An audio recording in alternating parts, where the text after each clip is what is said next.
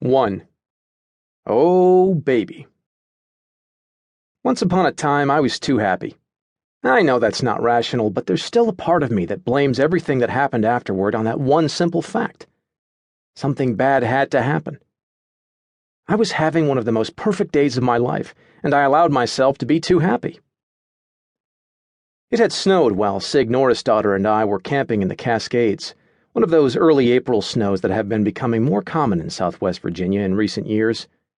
Our heaviest snows have begun in February, and from March onward the mountain weather seems to fluctuate 40 degrees every 3 days, going from snow to t-shirt weather back to snow again, as if the weather were bipolar.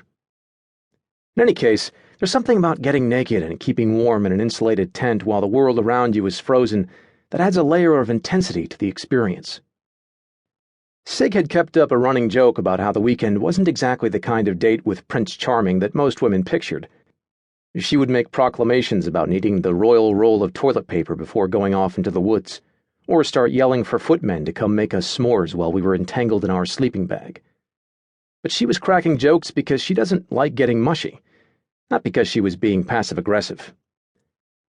I suppose I could have found the Prince Charming references slightly annoying. My name may be John Charming, but I'm not royalty, and nobody in my family ever was.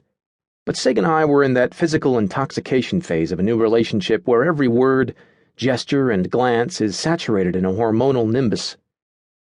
I wanted to fill my hands and mouth and heart with her. Her skin felt like it should be glowing, and she smelled like home. Honestly, she could have belched loudly and called my mother a whore, and I would have had to struggle not to view it as some kind of delightful postmodern irony. The hike back down the mountains had been magical too, like traveling through a series of paintings. The freezing your ass off collection, maybe, but still beautiful. Then we decided to bypass the interstate and wound up getting lost in a little nowhere Appalachian town called Eccleston, about 20 minutes outside Blacksburg, Virginia. We stopped at this brick building that looked like an old-fashioned general store and discovered that it was a restaurant called the Palisades. It was like finding a diamond in a plug of tobacco. Warm air gusted through antique grates in the wooden floor while we drank hot cider and thawed out. I was trying not to release obscene-sounding sighs when the waitress brought out some of the best focaccia I've ever had in my life. The outer crust of the bread was lightly dusted with spices, and when my teeth broke through that crisp surface, they sank into soft warmth lightly infused with cheese.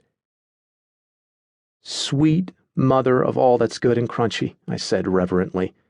"Forget the pizza. I just want 6 more of these appetizers." "I can't believe you ordered pizza anyway."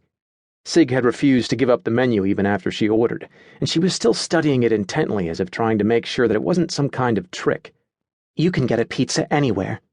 How many places around here have food like this?"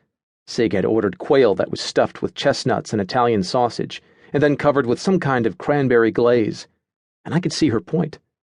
"I ordered before I tasted this appetizer," I said.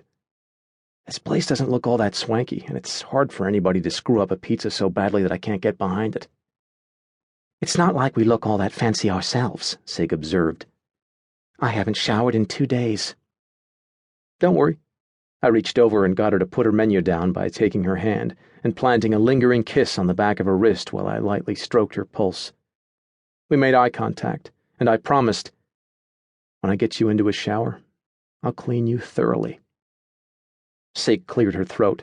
Her voice was a little huskier than usual. "You do realize that thoroughly means focusing on more than 2 places, right?"